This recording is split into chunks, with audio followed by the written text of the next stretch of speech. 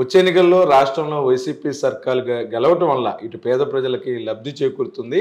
ఒకవేళ చంద్రబాబు లాంటి వ్యక్తులు గెలిస్తే వాళ్ళు అభివృద్ధిపైన దృష్టి సారిస్తామనే నేపంతో పేద ప్రజలకు ఉపయోగపడే సంక్షేమ పథకాలను కూడాను ఎత్తివేస్తారని ఈ మధ్యన 2 రోజుల క్రితం ఒక ఛానల్కి ఒక పత్రిక ఇచ్చిన ఇంటర్వ్యూలో లోక్సత్తా వ్యవస్థాపక అధ్యక్షులు జయప్రకాష్ గారు చెప్పడం జరిగింది. ఈ అంశం మీద మనతో మాట్లాడతాకి సీనియర్ జర్నలిస్టు, ఎడిటరు, అలాగే press academy media chairman Kommineni Srinivas గారు ఉన్నారు. సార్ నమస్తే. మొత్తమే కూడాను ఆంధ్రప్రదేశ్లో జరుగుతున్న అభివృద్ధి లక్షల కోట్ల రూపాయలు, అంటే వితౌట్ కరప్షన్ లేకుండా కూడాను పథకాలు అందిస్తున్న తీరుని చాలాసార్లు లోక్సత్తా వ్యవస్థాపక అధ్యక్షులు జయప్రకాష్ అభినందించారు. ఈ నేపథ్యంలో నిన్న 2 రోజుల క్రితం రీసెంట్గా మాట్లాడినారు, చంద్రబాబు వస్తే కనుక ఈ పథకాలన్నీ ఆగిపోతాయి అన్నారు.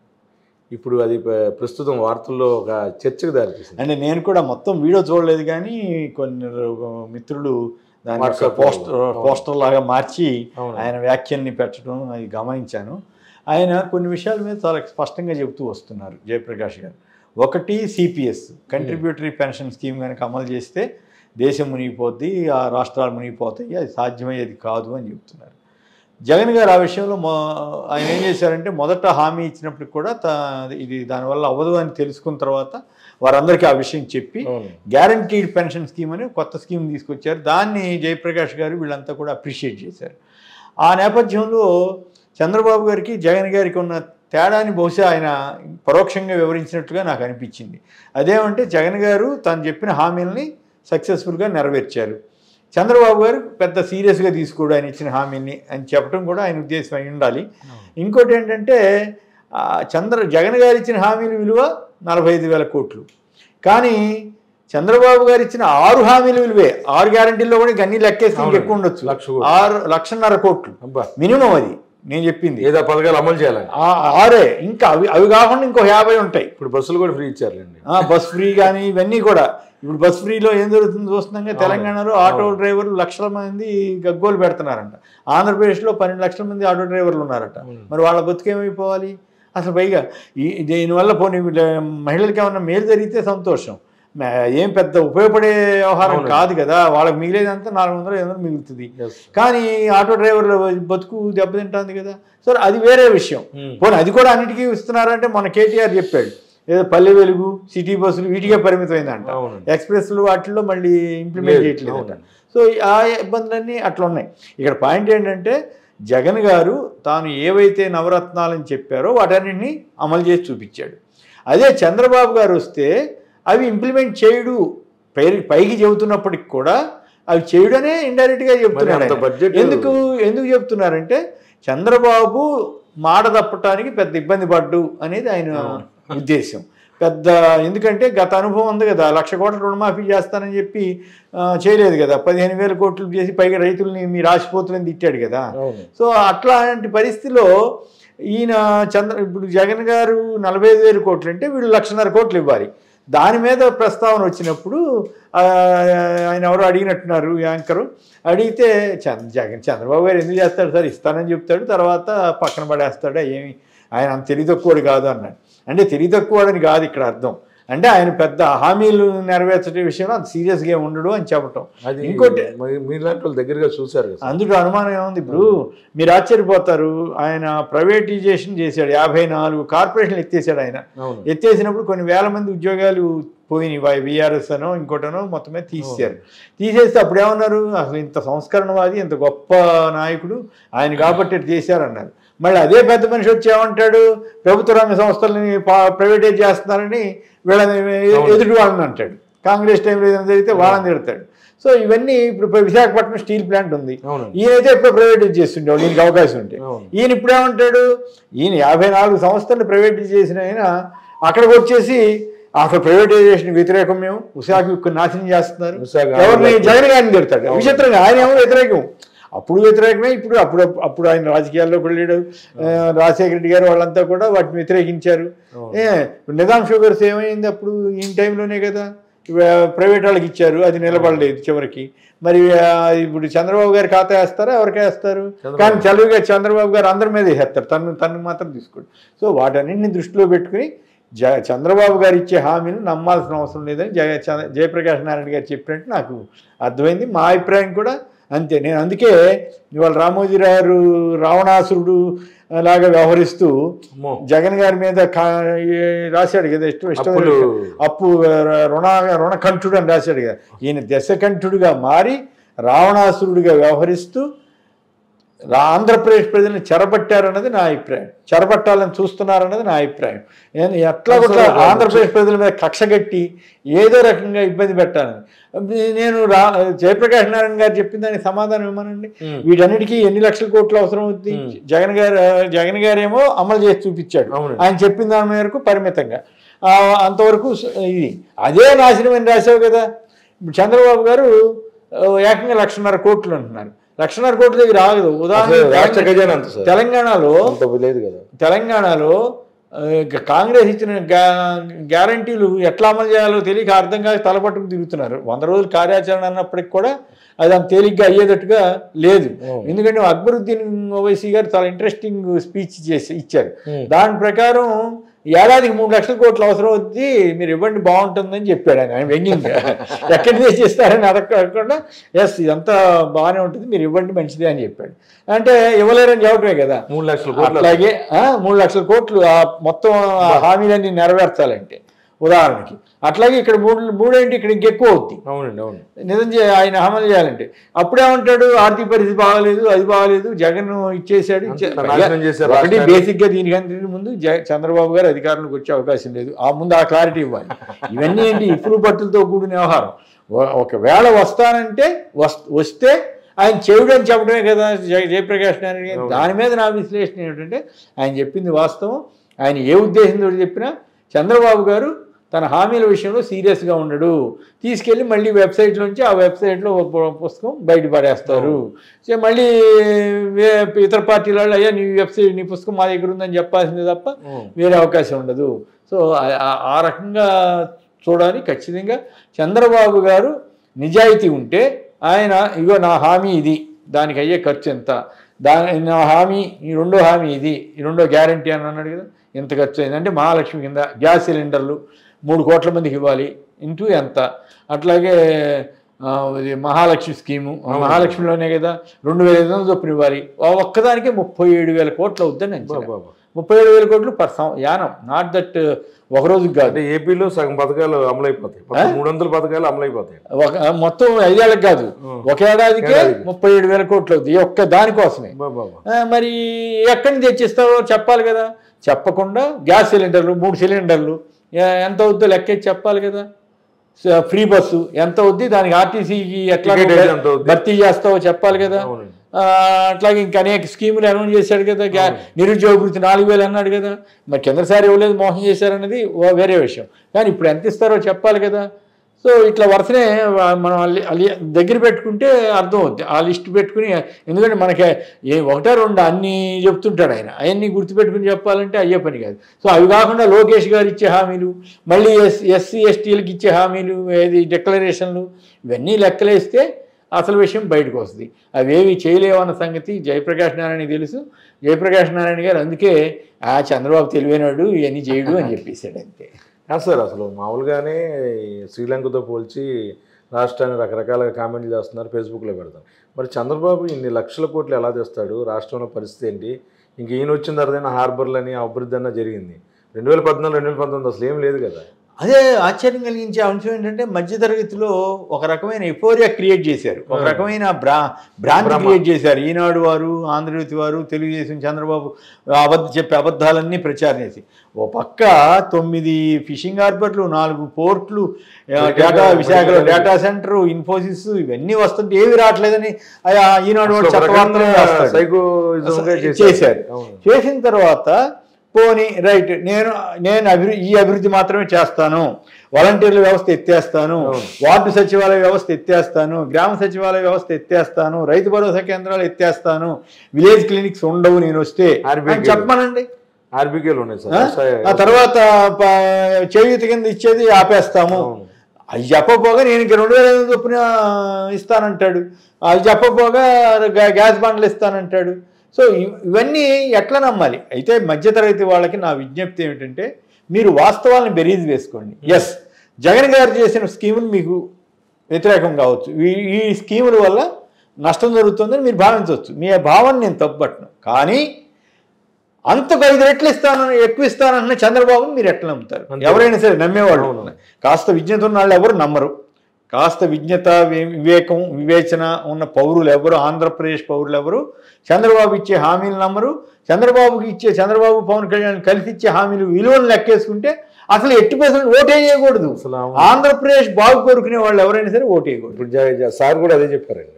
అసలు ఓటు అనేది ఆలోచించేయండి, అంతే కదా. ఎలా ఇంప్లిమెంట్ చేయాలి?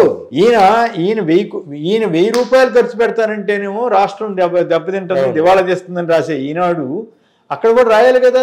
ఈయన 1000 రూపాయలు అంటే ఆయన 10,000 ఇస్తానంటున్నాడు, 1,00,000 రూపాయలు ఇస్తానంటున్నాడు, ఎలా ఇస్తాడు అనేది రాయాలి కదా. ఇంకా 10 ఎంతులు దివాళా తీస్తావా, 10 శ్రీలంకను తయారు చేస్తావా అని చంద్రబాబుని అడగాలి కదా. అడగకపోగా రామోజీరావు కేవలం చంద్రబాబు గారికి ఒకప్పుడేమో ఆయన గురువు రామోజీరావు గారు, చంద్రబాబు గారి గురు శిష్యులు అనేవాళ్ళు కదా. ఇప్పుడు చంద్రబాబు గారికి బానిసలాగా మారిపోయి రామోజీరావు గారు అసలు ఆయన ఏం చేసినా సరే అబ్బో బ్రహ్మాండం. చివరికి లోకేష్ని ఒక మహానాయకుడు లెక్క ప్రొజెక్ట్ చేస్తున్న తీరు, ఒక నాయకుడు ఎదుగుతుంటే ఎంకరేజ్ చేయొచ్చు, తప్పేం కాదు. అసలు ఆయన అంత మహానాయకుడు దేశంలోనే లేదన్నట్టుగా ప్రొజెక్షన్ ఇస్తున్న తీరు మాత్రం ఏమి సాధించాడని లోకేష్ చెప్పండి మీరు. ఏమి ఆయన ఎమ్మెల్సీ ఎట్లా అయ్యాడు? ఇంట్లో వాళ్ళ ఒత్తిడి వల్లే కదా. మంత్రి పదవి ఆయనకి ఏం అర్హత ఉందని ఇచ్చారు, కేవలం చంద్రబాబు గారి కొడుకు అనే కదా. ఆ తర్వాత మంగళగిరి టికెట్ ఇచ్చారు, ఓడిపోయాడు కదా. అయినప్పటికి కూడా అసలు ఆయన అంత గొప్ప నాయకుడు ఇంకెవరు లేరు అన్నట్లు వార్తలు ఇవ్వద్దని అన్నట్లా. కానీ ప్రొజెక్షన్ ఇచ్చే తీరు ఎట్లా ఉందంటే అసలు ఆంధ్రప్రదేశ్ని ఉద్ధరించేది లోకేష్ ఒక్కడే. రేపు ముఖ్యమంత్రి ఇలా అధికారం రాదు, వస్తే చంద్రబాబు ముఖ్యమంత్రి అవుతాడని నేను అనుకోవట్లేదు. లోకేష్ అవ్వచ్చు. లోకేష్ అయినా కూడా, లోకేష్ కాకపోయినా కూడా చంద్రబాబును ఒకవేళ ముఖ్యమంత్రిగా చేసుకున్నా 1 ఏడాది కంటే ఎక్కువ ఉండకపోవచ్చేమో అని నా అభిప్రాయం. సరే, పవన్ కళ్యాణ్ కూడా పక్కన పెడదాం. పవన్ కళ్యాణ్ ఎట్టా వీళ్ళిద్దరికీ సరెండర్ అయిపోతున్నాడు అనేది ఒక అభిప్రాయం, సరెండర్ అయిపోయాడు అనేది ఒక అభిప్రాయం ఉంది. కాబట్టి అది ఆయనకి సీఎం పదవి ఇస్తారా ఎవరా ఆ గొడవ అంతా వదిలేసేద్దాం. కానీ ఇక్కడ పాయింట్ ఏంటంటే ఈ రకంగా చంద్రబాబు గారు చేస్తున్న హామీల విలువను లెక్కేసుకోకుండా మధ్యతరగతి వాళ్ళు కానీ, అబోవ్ మధ్యతరగతి వాళ్ళు కానీ, ఎందుకంటే కింద స్థాయి వాళ్ళ నాకు ఆశ్చర్యం వేస్తుంది. దాన్ని మీరు సపరేట్గా కూడా తీసుకోవచ్చు. మొన్న గ్రామంలో వెళ్తే రెస్పాన్స్ ఎలా ఉందో, గుడివాడ దగ్గర పోలిమెట్ల అని ఒక విలేజ్ ఉంది. మా బంధువులు ఒక ఆవిడ ఎవరు చనిపోతే, అంటే పెత్తందారులు పేదలు, నేను అక్కడికి వెళ్ళా.